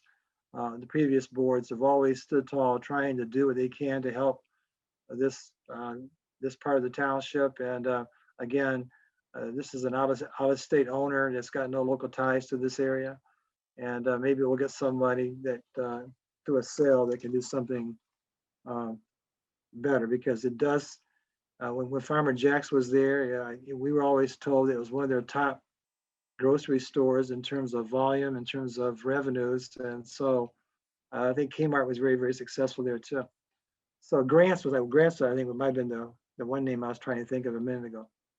So that was one thing that I wanted to bring forward, because I mentioned again that the Neighborhood Watch has been very instrumental in tracking what's going on over there. We still have issues of blight and dumping that go on behind that shopping center. And I believe the Sheriff's Department has been made aware of that and are trying their best to enforce that, because we don't want anything to become a dumping ground. And but we'll keep everybody informed as far as the future goes with the sale of this property. And aside from the Galt Village update, I did just want to take a moment to also make a kind of a recognition to the first responders. I say that the township's own fire department, as well as Washtenaw County, we have had, in talking with Chief Copeland and Fire Marshal Dan Kimball, we've had an inordinate number of fires here in the last 4 or 5 months. Most of them have come from just a kitchen fire, the stove, but we just had a tremendous number of residential structure fires.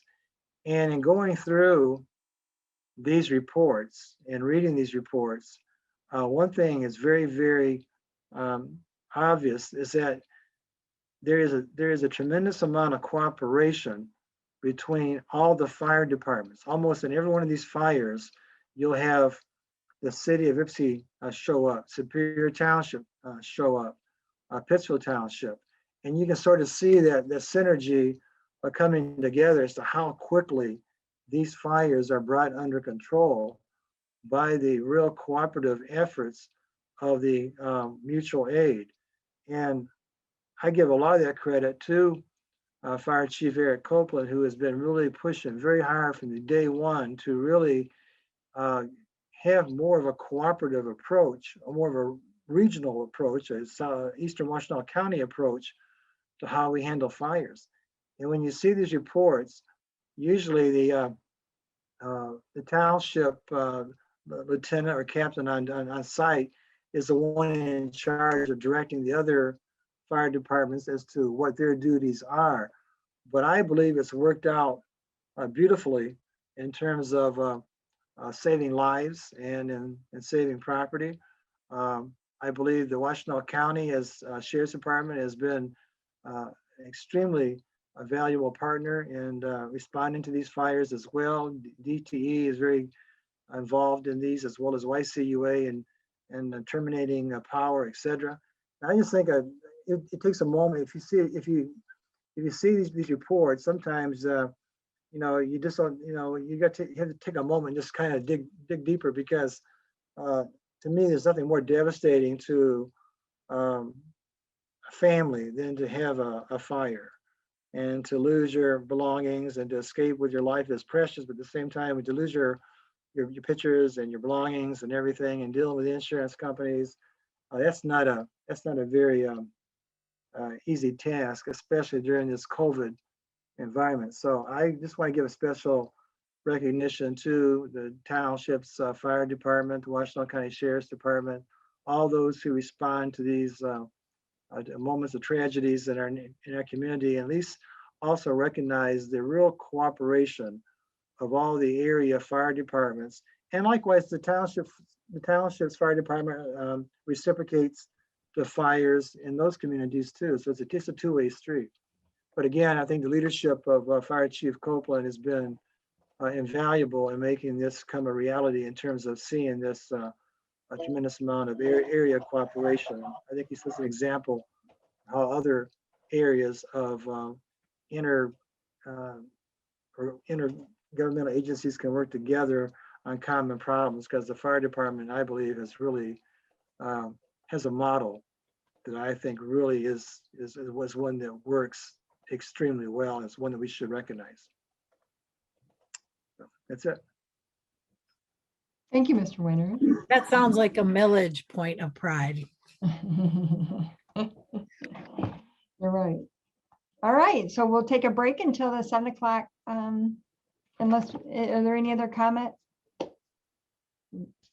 We'll take a break. Meeting adjourned at 6:47. See you at 7.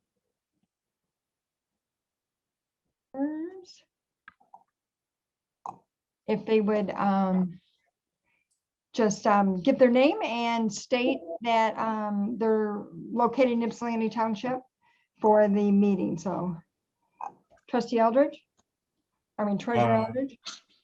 Stan Eldridge, Gypsy Civic Center. Clerk Rowe. Ypsilanti Township, present. Trustee Swanson. Debbie Swanson, present, Ypsilanti Township. Gloria Peterson. Gloria Peterson, Ypsilanti Township. John Newman. Trustee John Newman, present, Ypsilanti Township. And Jimmy Wilson. Trustee Jimmy Wilson, present, Ypsilanti Township. And Brenda Stumbo, present, Ypsilanti Township.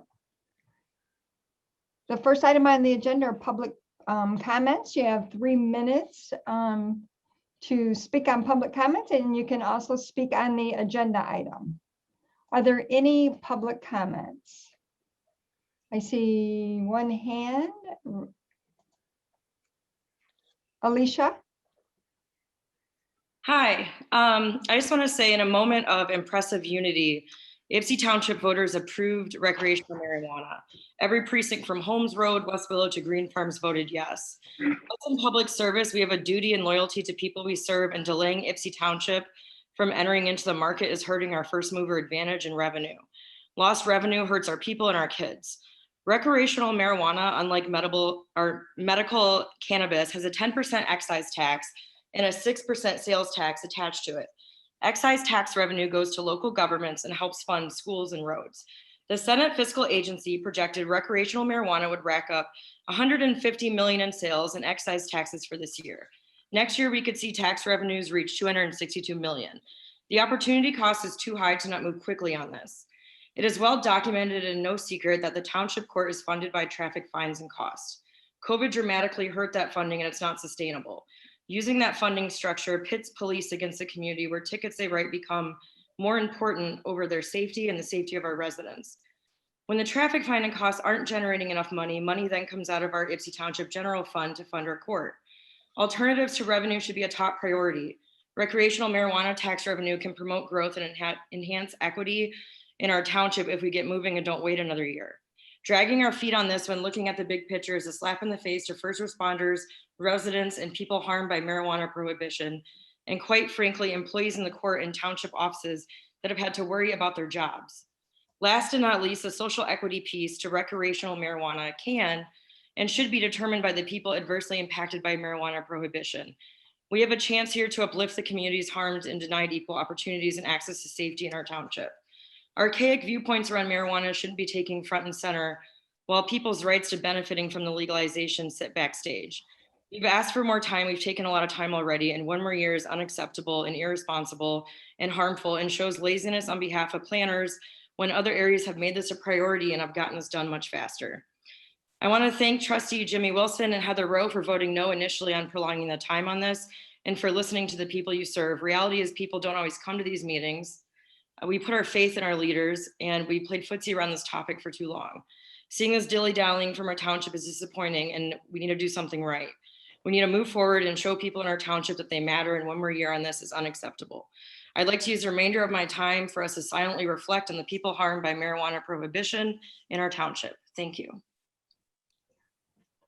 Thank you. And I know people don't have to give their name or their address anymore per Zoom rules, but if they could just state if they're in the township, that would be helpful. You don't have to, I understand that. My name is Alicia Dyer, Ypsilanti Township. Thank you. But you don't have to, that's rules. Are there any other public comments at this time?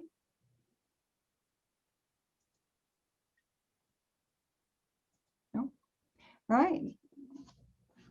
Seeing none, we will go on to the consent agenda. We have minutes of the March 2nd work session and regular meetings, statements and checks, and the treasurer's report for February of 2021. A motion would be in order. So moved, Joe Rowe.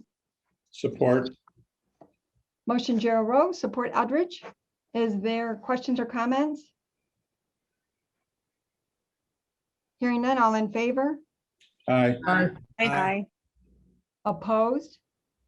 Motion carried. Attorney's report was given at the work session under old business. We have the second reading of resolution 2021-11, which is proposed ordinance 2021-495 and ordinance amending ordinance 2020-490, which is extending the time period of prohibiting recreational marijuana establishments in Ypsilanti Township as provided by the recreational marijuana ballot initiative of 2018 for 1 year due to COVID. The first reading was held at the February 16th, 2021 regular meeting. Clerk Rowe? Yes, I have the Charter Township of Ypsilanti Resolution 2021-11 in reference to proposed ordinance amendment 2021-495, prohibiting recreational marijuana establishments within Ypsilanti Township is provided by the Recreational Marijuana Ballot Initiative 1 of 2018.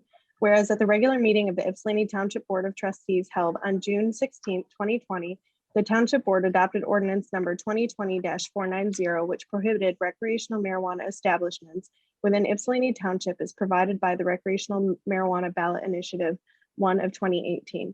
And whereas Township Ordinance number 2020-490 contained a section entitled Effective Dates, which stated inter alia that this ordinance shall cease effect on March 31st, 2021. And whereas the COVID-19 pandemic has placed constraints on the Ypsilanti Township Board of Trustees and the Ypsilanti Township Planning Commission's ability to schedule and hold meetings in person so as to fulfill the township's commitment to achieve community engagement with its residents, neighborhood watch groups, and businesses, and all other interested community organizations regarding a number of regulatory and land use decisions that will be codified in the Ypsilanti Township zoning ordinance as it pertains to recreational marijuana. And whereas the Ypsilanti Township Board of Trustees wishes to fulfill this commitment of community engagement, and as such has determined that the effective date of the ordinance number 2020-490 to cease effect should be extended to March 31st, 2022, so as to allow for further community engagement, as well as the adoption of ordinances and regulations pertaining to recreational marijuana. Now therefore it be resolved that the ordinance amendment number 2021-495 attached hereto is incorporated by reference and are hereby adopted in its entirety. I would so move the ordinance. Motion, Gerald Rowe.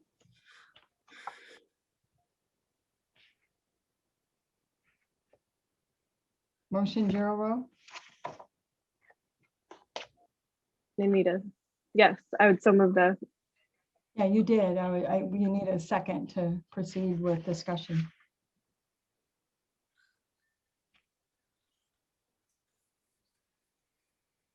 Swanson, support.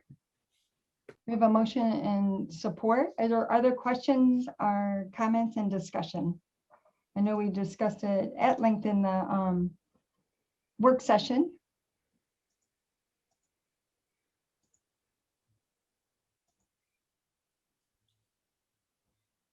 Hearing none and seeing no hands raised, we have to do a roll call vote because this is a actual ordinance. Gerald Rowe, yes. Eldridge, Yes.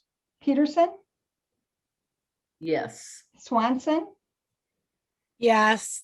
Newman, Yes. and Wilson. No. The second reading of the ordinance is approved. Under new business, we have requests of property owners Mark R. and Linda S. Gerard to terminate the PA 116 farmland development rights agreement for the 57 acres located at 7200 and 7300 Button Road. Madam Supervisor, I would so move to request to approve the application for termination of the farmland development rights agreement submitted by property owners Mark and Linda Gerard. Support. There's a motion and support Eldridge. Treasurer Eldridge. I know that we discussed in the work session of also attaching the information from the Planning Commission into any letters that are written to the state in regards to preserving the open space and hopefully future agricultural. Is there discussion? Hearing none, all in favor? Aye. Aye. Aye. Any opposed? Oops, we have some people raise their hand here. Let me. Did I miss it? Okay, I thought someone raised their hand, but they didn't. All right, the motion carries. Monica Ross Williams.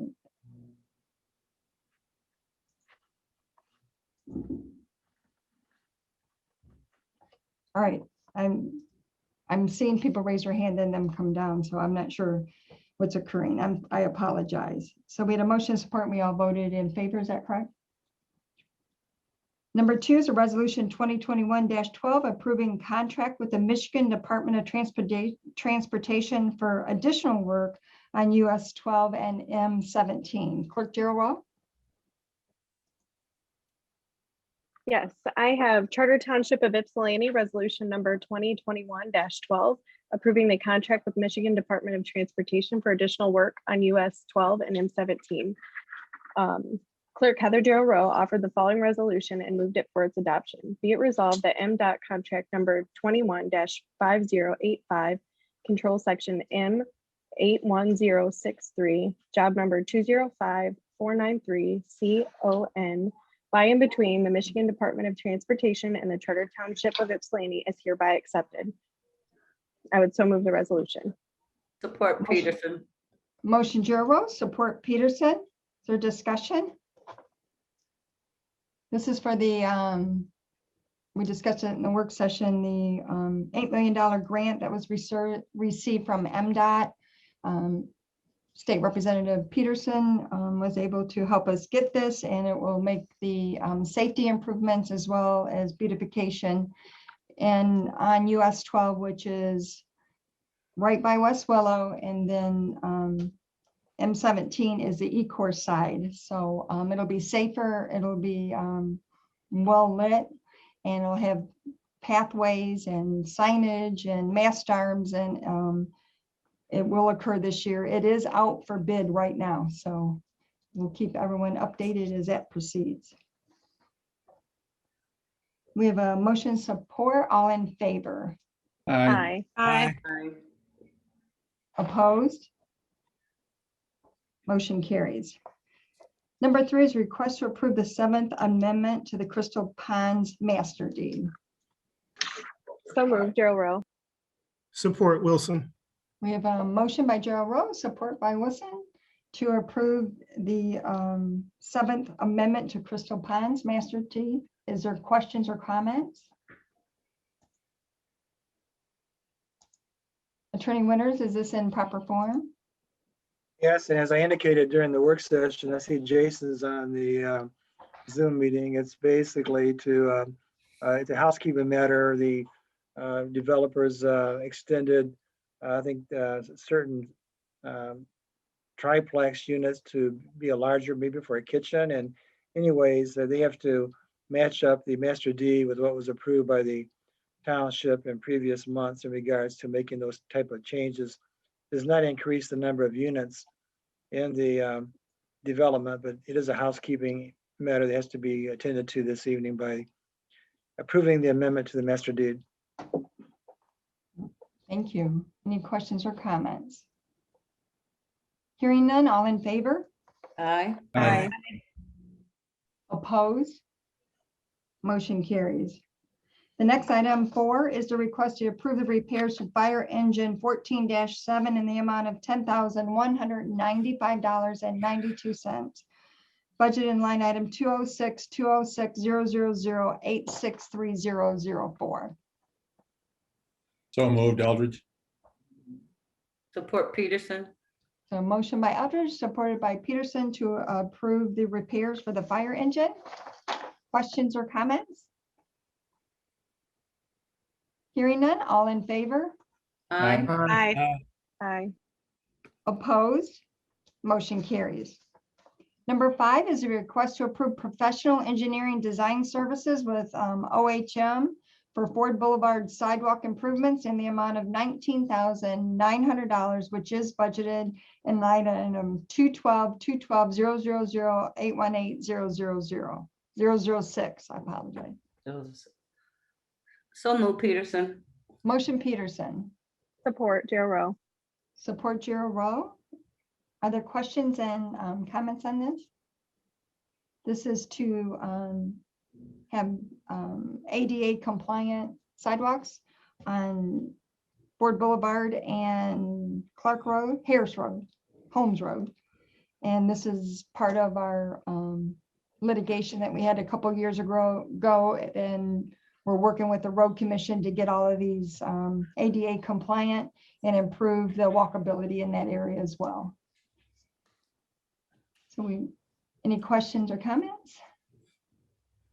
Hearing none, we have a motion support. All in favor? Aye. Opposed? Motion carried. Number 6 is a request approval for AAA Auto Parts and Services to be designated as a preferred vehicle repair shop for township repairs less than $1,000. So moved, Swanson. Support, Eldridge. Motion Swanson, support Eldridge to approve the request. This is a local township business, and it's for repairs under $1,000 or less. Questions or comments? Hearing none, all in favor? Aye.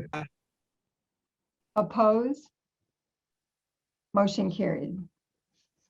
Number 7 is Resolution 21-13, 2021 Land and Water Conservation Fund Grant for Club View Park. Clerk Rowe? Rowe, sorry.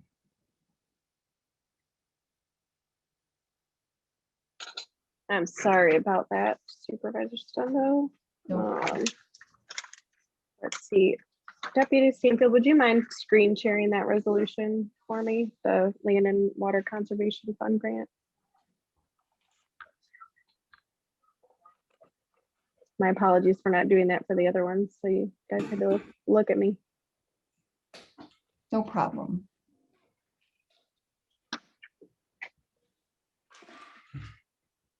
All right, you want to start? Yep, there we go. All right, I have Charter Township of Ypsilanti Resolution 2021-13, the Land and Water Conservation Grant Fund for Club View Park. Whereas the Charter Township of Ypsilanti in Washtenaw County, Michigan supports the submission of an application titled Club View Park Improvements to the Land and Water Conservation Fund for development of new tennis and pickleball courts at Club View Park. And whereas the proposed application is supported by the community's 5-year approved Parks and Recreation Plan. And whereas the Charter Township of Ypsilanti is hereby making a financial commitment to the project in the amount of $147,500 matching funds in cash and or force account.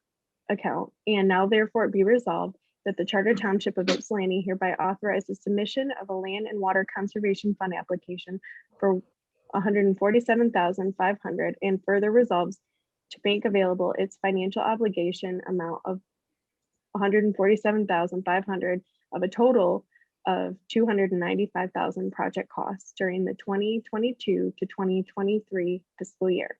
I would so move the resolution. Support. We have a motion by Gerald Rowe, supported by Treasurer Eldridge. Questions or comments? I know Mike Hoffmeister is on the Zoom meeting. Yes, thank you, Madam Supervisor. This is a resolution to support a NDNR grant that we did not receive last year. This is a different grant than which we applied for the first time for Club View Park, in hopes that we can get it approved in the next grant cycle. So we appreciate your support. Thank you. Questions or comments? I just want to say thank you to former park commissioners who kind of held the idea that we wanted this resource and these amenities to stay in our parks. And I appreciate the work that's been done to reconfigure and to restore them, because it's been happening in a lot of the parks. So I appreciate that. All right. All in favor? Aye. Aye. Opposed? Motion carries. The next item is to number 8, request authorization for circuit court litigation to abate public nuisances by padlocking at 1777 West Michigan Avenue, 649 North Ivanhoe, and 1148 Fall River, which is budgeted in line item 101-950-000-801-023. So move Peterson. Motion Peterson, Support Wilson. support Wilson. Is there discussion on this item? Hearing none, all in favor? Aye. Aye. Opposed? Motion carries. Number 9 is request authorization for circuit court litigation to abate public nuisance located at 505 Holmes Road and 1636 South Pasadena, which is budgeted in line item 101-950-000-801-023. So moved, Gerald Rowe. Support Peterson. Motion Gerald Rowe, support Peterson. Is there discussion? We discussed these in the work session. Madam Chair. Yes, trustee Wilson. Yeah, my Wi-Fi was going out when I was trying to make some comments on this particular agenda item. So I just want to make those comments now. The first one was, you probably heard it. I'm glad that community mental health was involved with the first house on Holmes Road. Obviously, there's an issue there, and I'm glad that they, hopefully got the help that they needed. And then regarding the second home, I think Treasurer Eldridge mentioned this before about we may want to look at how long we will allow some of these property owners to continue to have blight. I think in the packet it says 19 occurrences over a lot of years. So it's kind of like, at what point do we step in? Obviously, we want to give our residents a chance to correct issues, but there's a certain point where we have to cut it off. But that was the only comments I want to make. Thank you. Thank you, Trustee Wilson. Other comments? Hearing none, all in favor? Aye. Aye. Opposed? Motion carries.